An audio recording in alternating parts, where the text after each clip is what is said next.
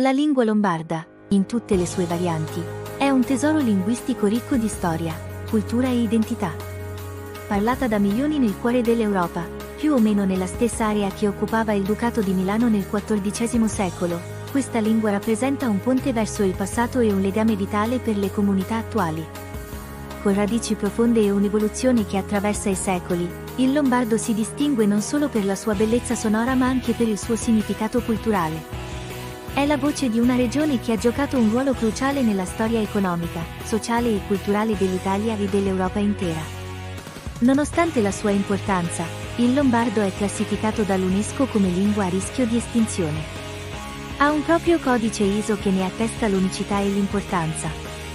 Questa classificazione sottolinea l'urgenza di preservare, proteggere e promuovere la lingua, assicurando che le sue parole, i suoi suoni e le sue storie continuino a vivere. Parlare lombardo o ascoltarlo nelle strade, nelle case, tra amici o in famiglia, non è solo un modo per comunicare, ma è un atto di conservazione di un patrimonio immateriale. È un modo per rafforzare i legami con le proprie radici e condividere un'identità che, nonostante le sfide della globalizzazione, rimane distintiva e forte. Oggi, più che mai, è fondamentale riconoscere che il lombardo non è un dialetto della lingua italiana, ma è una lingua a pieno titolo, con il suo valore immenso. È uno strumento potente per connettere le persone, celebrare la diversità culturale e promuovere la comprensione interculturale.